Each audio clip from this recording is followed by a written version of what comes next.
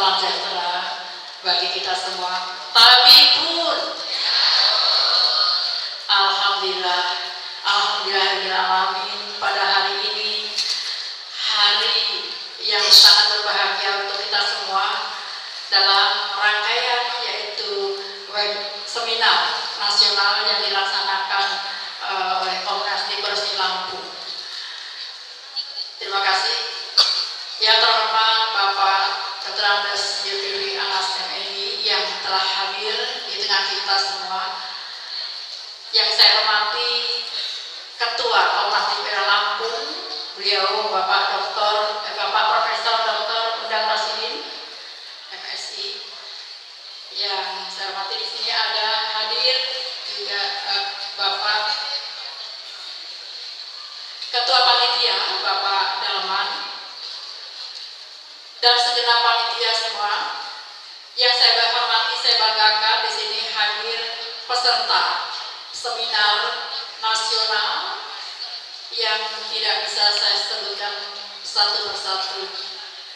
Baik, untuk mempersingkat waktu akan saya bacakan kurikulum vitae beliau Bapak Anas.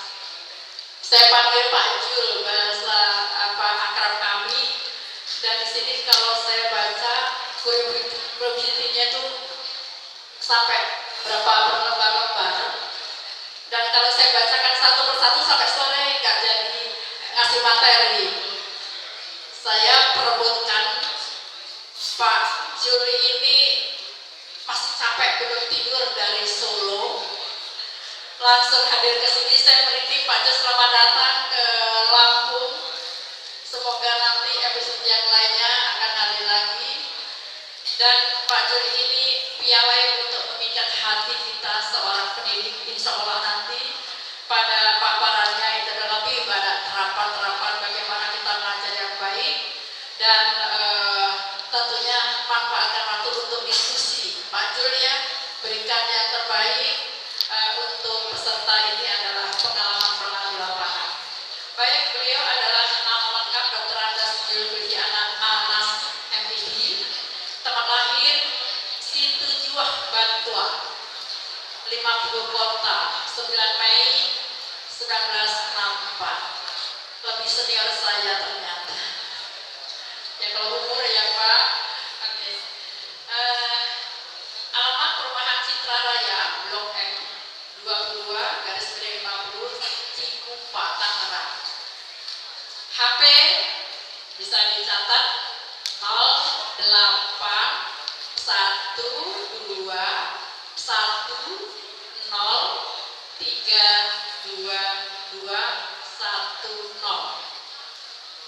Pekerjaan saat ini adalah menjabat PLT Kepala Pusat Kurikulum dan Pembelajaran Badan Standar Kurikulum dan Asesmen Pendidikan, pengembang kurikulum Alimandia. Beliau organisasi banyak sekali selain jabatan, yaitu pendiri Yayasan Indonesia Bermutu, pembina Yayasan Perguruan Al-Iman Citayam Bogor, pembina Lembaga Pengembangan SDM Bina Putra Kupu, pembina Asosiasi Yayasan Pendidikan Islam, Direktur Institut Indonesia Bermutu. Di antara itu saja yang saya bacakan. Beliau S1 adalah antropologi, yaitu Universitas Andalas, Padang. S2-nya adalah Sydney University of Technology, Perth, Western Australia. S3-nya kandidat doktor, sudah hampir ujian disertasi. Di sini, amin, segera dari sini ujian ya Pak, di Universitas Negeri Semarang. Lihat pekerjaan banyak sekali ini, ada 80 di antaranya. Tapi di sini adalah saya bacakan beberapa saja. Tim pengembang kurikulum sejak 1991 sampai sekarang sudah grade, sudah betul-betul mengakar. Narasumber tentang kurikulum, pengembangan bahan ajar, penilaian, berbagai kegiatan proses, seminar, diskusi, FGD, regional maupun nasional sejak 1948 sampai sekarang. Penulis buku pembelajaran IPS, SD, SMP, dan sosiologi antropologi SMA. Pendamping SD Hikmah Teladan, ini diantaranya Yayasan Pendidikan Anak Merdeka. Pengembang model kurikulum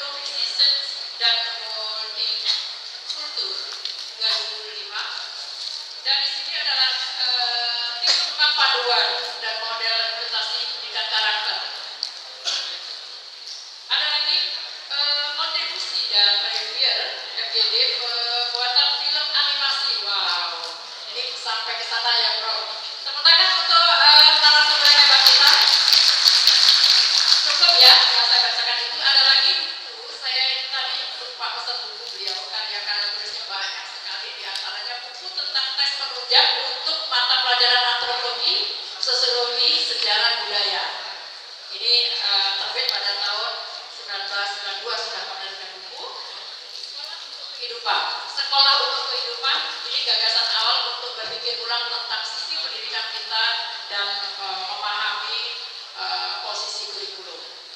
Buku di sini ada juga yaitu buku dan bangsa literasi. Ada lagi menanti perempuan yang sehat. Kurikulum kehidupan. Mutiara hati sang guru. Penguatan integritas. Itu diantaranya Bapak Ibu sekalian. Karena ini waktu juga terus berlalu, mari kita simak paparan dari pemateri atau narasumber yang hebat kita. Silakan kepada Bapak Jul untuk waktunya. Terima kasih Bunda Surya, Bunda Dr. Surya. Sebentar lagi akan menjadi profesor. Kita doakan ya Bapak Ibu. Mudah-mudahan habis acara ini ya Bunda. Baik. Bismillahirrahmanirrahim. Assalamualaikum warahmatullahi wabarakatuh. Salam sehat selalu buat kita semua, Bapak Ibu, yang sama-sama kita hormati Ketua Komnastik ya, DPW Lampung, Prof. Undarmesdi. Terima kasih Prof. Kemudian untuk panitia, lalu Bunda kandidat Profesor Dr. Surya, ini Bunda saya. Ya. Kami seringkali berinteraksi, tapi baru berinteraksi langsung sekarang. Kemudian yang berbahagia Bapak Ibu luar biasa yang pada pagi hari ini sudah berada di ruangan ini dan dalam kondisi sehat walafiat, ya, tidak kurang satu apapun. Syukur alhamdulillah. Mohon izin, benar, saya mungkin nanti jalan-jalan gitu ya. Syukur alhamdulillah Allah mempertemukan kita di ruangan ini dalam kondisi sehat walafiat untuk saling berbagi pengalaman. Bapak Ibu, pertemuan manusia di mana bertemunya, berapa lama bertemunya, apapun kesannya menyakitkan hati, mengecewakan, membahagiakan, itu sepenuhnya keputusan Allah Subhanahu wa Ta'ala, Tuhan yang Maha Kuasa. Pertemuan itu 100% keputusan ilahi. Tidak ada campur tangan manusia. Jika Allah tidak mengizinkan kita tidak bertemu hari ini, Bapak Ibu, maka salah satu di antara kita tidak ada di ruangan ini. 100% atas izin ilahi. Dan kita tahu Allah Subhanahu wa Ta'ala, Tuhan yang Maha Kuasa, tidak pernah keliru di dalam membuat sebuah keputusan. Termasuk mempertemukan Bapak Ibu dengan murid yang paling menyebalkan hari ini di kelas. Yang mempertemukan itu bukan orang tuanya. Kenapa murid itu ada di kelas saya hari ini? Yang mempertemukan Allah Subhanahu wa Ta'ala, Tuhan yang Maha Kuasa. Dan dari pertemuan itu mengambillah keberkahan yang tidak pernah berhenti sampai kapanpun, walaupun sang gurunya telah tiada. Jadi profesi sebagai guru adalah profesi yang tidak pernah pensiun dari aliran keberkahan dari Yang Maha Kuasa sampai kapanpun, walaupun kita telah pensiun sebagai pegawai atau sebagai guru di yayasan. Sebagai pegawai kita pensiun secara administrasi, betul, tetapi secara keberkahan tidak. Semakin terkuras energi Bapak Ibu guru oleh persoalan-persoalan yang rumit dimunculkan oleh muridnya, semakin besar nilai keberkahan yang mengalir kepada Bapak Ibu gurunya. Ya, jadi anak itu hadir untuk menyelamatkan kehidupan gurunya dunia akhirat. Begitu. Jadi Bapak Ibu, bersyukurlah ketika Allah mempercayai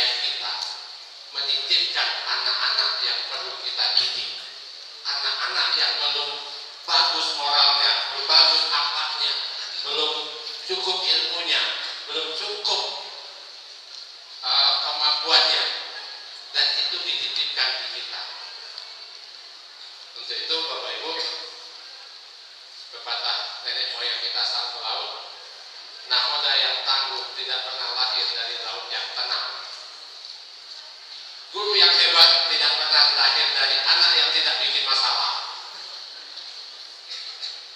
Ya. Kenapa? Pengemudi yang hebat tidak pernah lahir dari jalan yang lurus, tanpa tikungan, tanpa tanjakan, dan jalan yang rata.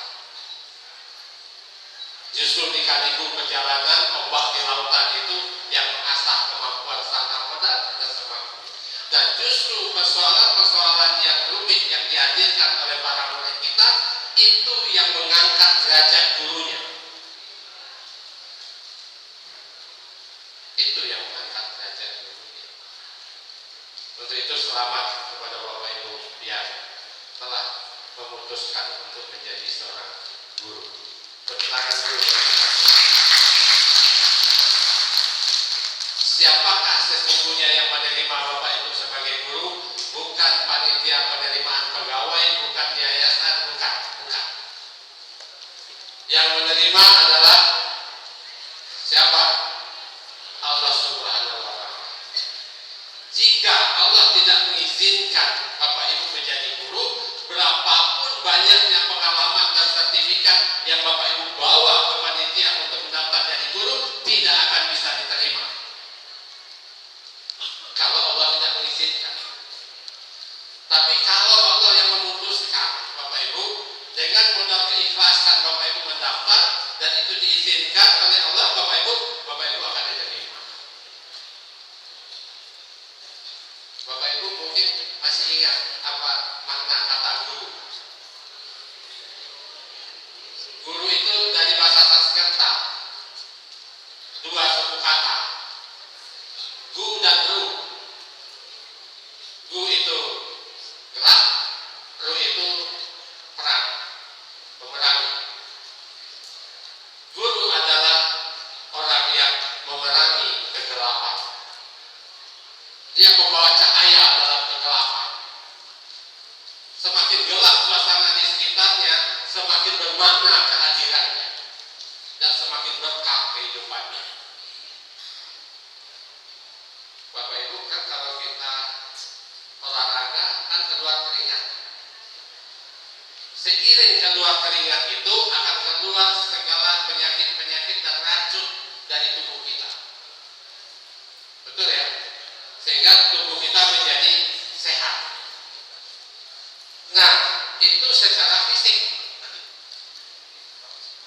Guru semakin banyak energinya yang keluar. Ketika dia mendampingi muridnya, semakin terkuras energinya, semakin banyak terpakai waktunya untuk murid-murid dan terkuras energinya, dan energi yang terkuras itu akan membawa segala penyakit batin yang ada di dalam diri guru itu. Makanya guru itu selalu sehat lahir dan batin. Karena itu mengeluarkan energi, itu mengeluarkan penyakit lahir dan batin. Bapak Ibu, kalau kita tidak ikhlas mendidik anak itu, maka kita tidak akan banyak mengeluarkan energi kita, maka Bapak Ibu keberkahan juga sedikit yang mengalir kepada kita. Keberkahan dan rezekinya. Kata Allah, aku akan memberikan sebesar apa yang kau berikan pada orang lain, dan aku lipat gandakan bila ikhlas. Berarti Bapak Ibu, rezeki yang akan kita terima seimbang dengan apa yang kita berikan pada orang lain. Nah, karena biasanya kita memilih ya Bapak Ibu, kalau ada dua murid, yang satu muridnya pintar, cerdas, nurut, ya. Yang satu muridnya entah IQ-nya juga sangat rendah dan nakal, lagi bikin onar di kelas. Ya. Nah, ketika dua calon murid itu datang ke sekolah kita, mana yang mau diterima dengan cepat? Yang pintar, yang nurut, yang patuh, ya. Nah, wajar. Lalu yang membuat onar dan sebagainya, ini nanti lah.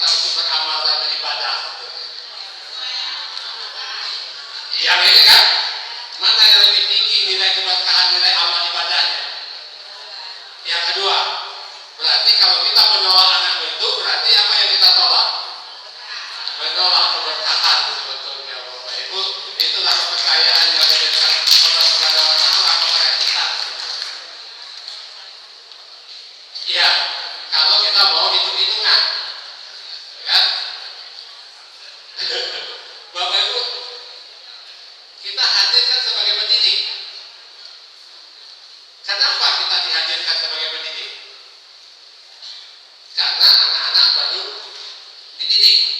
Kenapa anak-anak baru dididik? Karena masih malas, belum rajin, perilakunya belum baik, suka bikin honor, dan ilmunya juga belum cukup. Makanya perlu dididik. Untuk apa guru hadir? Mendidik anak-anak. Anak-anak mana yang kita didik? Anak-anak yang belum terdidik. Berarti kalau anak-anak yang belum terdidik itu ibarat itu orang yang belum punya cahaya, gelap, masih gelap, maka guru hadir membawa cahaya. Makanya cahaya sekecil apapun tidak pernah takut akan kegelapan. Semakin gelap suasana di sekitarnya, semakin bermakna kehadirannya, makin berlimpah keberkahan dan ilah. Untuk itu, Bapak Ibu, begitu menyelesaikan suatu anak yang bermasalah, carilah anak yang lebih bermasalah lagi yang lain, karena dia menunggu kita, kehadiran kita. Kenapa? Kalau kita tetap berada di tempat yang sudah terang, lama-lama cahaya kita menjadi tidak bermakna, dan lama-lama kehadiran kita menjadi tidak bermakna. Kenapa? Karena kata Bapak pendidikan kita, Ki Hajar Dewantara, pendidikan adalah memerdekakan manusia secara lahir dan batin. Berarti kenapa manusia perlu dimerdekakan secara lahir dan batin? Siapa yang perlu kita merdekakan? Orang-orang yang belum merdeka secara lahir dan batin. Siapakah orang-orang yang merdeka belum merdeka secara lahir dan batin? Siapakah orangnya? Anak yang masih bikin masalah. Itu belum merdeka lahir dan batin. Berarti pendidikan hadir untuk memerdekakan anak dari kebodohan, dari kenakalan, dari segala perilaku yang tidak baik secara lahir dan batin. Berarti Bapak Ibu, kita hadir sebagai orang yang memerdekakan manusia dari segala bentuk perilaku yang tidak baik. Bayangkan Bapak Ibu, kita hadir memerdekakan manusia secara lahir dan batin. Kiranya, mohon maaf saya bilang, tidak ada pekerjaan yang mulia, semulia menjadi seorang pendidik. Untuk itu sangatlah beruntung ketika langkah kaki kita dilangkahkan oleh Sang Ilahi untuk menghadapi anak-anak kita yang butuh pendidikan. Untuk itu sangat beruntunglah kita ketika kita dihadirkan di tengah-tengah anak-anak yang belum benar perilakunya. Karena sesuai dengan janji Allah, tidak akan aku berikan persoalan melebihi batas kemampuan manusia. Banyak pendapat tentang ayat ini.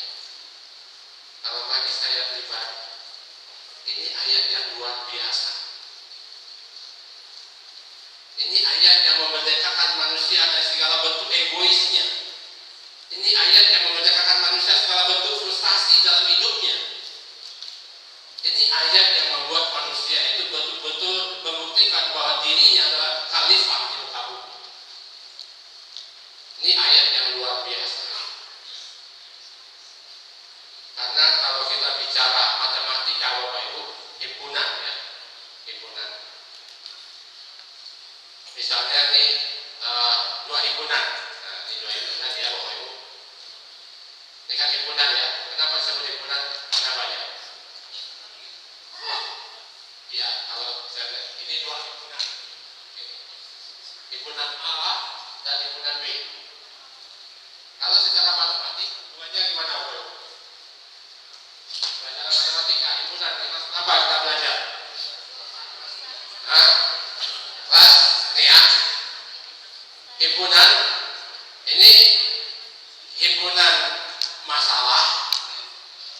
ini himpunan kemampuan. Nah, karena kata Allah, tidak akan aku berikan persoalan lebih besar dari kemampuan.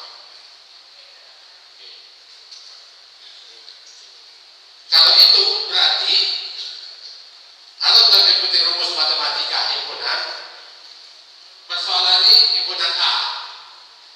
Sebesar-besarnya persoalan yang diberikan oleh Tuhan kepada kita tidak pernah lebih besar dari kemampuan yang telah diberikan oleh Allah di dalam diri kita. Itu janji Allah.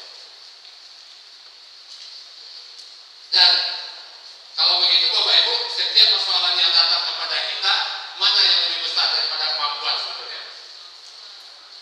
Tidak akan aku berikan persoalan melebihi batas kemampuan. Ada ayatnya. Semua agama sama. Saya bicara di Hindu, di Buddha, di Kristen sama. Bahwa Tuhan tidak akan berikan masalah melebihi batas kemampuan. Berarti Bapak Ibu, sebesar-besarnya masalah yang datang ke kita tidak akan pernah lebih besar dari kemampuan. Yakin? Kenapa yakin? Karena itu janji Allah lewat firman-Nya. Yakinkah kita bahwa Allah tidak akan mengingkari janjinya? Yakin? Ya kalau tidak yakin, Bapak Ibu mohon maaf, bagi umat Islam harus sadarnya diulang. Kalau Allah yang berfirman, berjanji tidak akan diingkari janjinya. Jangankan Allah ya, merpati aja nggak pernah ingkar janji. Oke, kalau begitu sebesar-besarnya persoalan yang datang kepada kita, sesungguhnya apa Bapak Ibu? Hah? Tidak lebih besar dari kemampuan. Kalau begitu, mana yang lebih dulu diberikan oleh Allah kepada kita? Persoalan atau kemampuan? Kemampuan. Mana yang lebih besar? Kemampuan, kan? Oke. Maka berterima kasihlah kepada Ilahi ketika hari ini Bapak Ibu mendapatkan persoalan yang rumit. Kenapa? Karena persoalan itu tidak akan pernah datang ke dalam kehidupan kita jika di dalam diri kita belum ada kemampuan yang melebihi dari persoalannya. Dan bersedihlah kepada Ilahi ketika hari ini dikasih persoalan yang ringan. Kenapa persoalan ringan itu datang ke kita? Karena kemampuan kita masih kecil. Karena Allah tidak akan memberikan persoalan berat kepada orang yang berkemampuan kecil. Enggak. Untuk itu, Bapak Ibu, pertanyaan saya, mestinya adakah orang yang frustasi menghadapi persoalan hidupnya? Mestinya tidak ada. Faktanya banyak. Itu kenapa? Padahal Allah sudah janji kan? Rupanya mungkin kita begini, termasuk saya. Begitu persoalan datang, kita sibuk membesar-besarkan persoalannya. Iya Pak, anak-anak kita banyak Pak, perilakunya tidak baik Pak, orang tuanya tidak peduli, kemudian teknologi dampaknya negatif, ini untuk masyarakat tidak bisa jadi teladan, sarana kami kurang, kami tidak pernah ada pelatihan, kami dan gaji kami juga tidak naik-naik, sertifikasi kami juga terlambat, apa semuanya kita sibuk membesar-besarkan itu. Akhirnya persoalan tadi selesai nggak? Betapa rumitnya. Akhirnya kita tidak mampu menghadapi. Kalau itu siapa yang membuat persoalan jadi rumit sebetulnya? Siapa yang zalim sebetulnya? Kepada siapa kita itu zalim? Betapa malamnya manusia yang mau menzalimi dirinya sendiri, bahwa katakan bahwa persoalan saya berat. Bapak Ibu, Allah tidak pernah sesuatu kepada hambanya. Tidak akan mengirim persoalan berat kepada orang yang berkemampuan kecil. Kenapa? Karena bagi Allah tidak ada alamat palsu.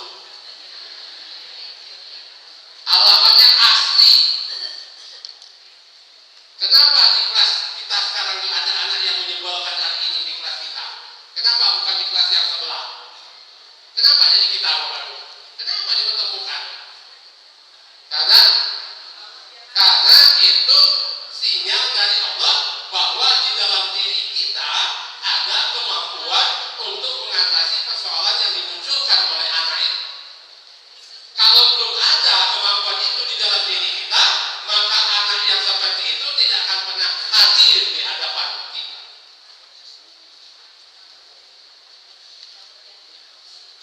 Dan mestinya begitu kita mendapatkan persoalan anak yang seperti itu, apa yang muncul dalam pikiran kita? Apa yang muncul dalam pikiran kita? Ya Allah, Engkau Maha tahu, Engkau Maha mendengar, Engkau Maha mengetahui segalanya. Jika di dalam diriku belum ada kemampuan untuk mengatasi masalah ini, maka masalah ini tidak akan Engkau kirim kepadaku. Ya. Nah, jika masalah ini ada di hadapanku, hadir dalam kehidupanku, sesuai dengan janjimu, tentu telah memberikan kemampuan kekuatan di dalam diriku untuk menghadapi dan menyelesaikan masalah ini. Untuk itu, ya Allah, atas namamu, mintaku padamu, kuatkan pundakku, bismillah akan aku hadapi persoalan ini. Muncul energi positif dari dalam diri kita. Dan itu melahirkan kekuatan, melahirkan optimisme dalam diri kita. Dan itulah langkah pertama kita untuk menghadapi suatu persoalan sebetulnya. Nah, Bapak Ibu, kalau itu yang muncul dalam diri kita, apa yang akan terjadi dengan persoalan itu? Bisa kita selesaikan atau tidak? Bisa. Bapak Ibu, begitu kita selesai menyelesaikan suatu persoalan, apa yang kita rasakan? Kebahagiaan atau kesengsaraan? Kebahagiaan. Menyelesaikan suatu persoalan itu bahagianya luar biasa. Makanya kebahagiaan guru itu ketika guru sukses mendampingi anak yang sudah tidak bisa dididik dimanapun, di bagi yang bersangkutan atau mampu. Itu kebahagiaan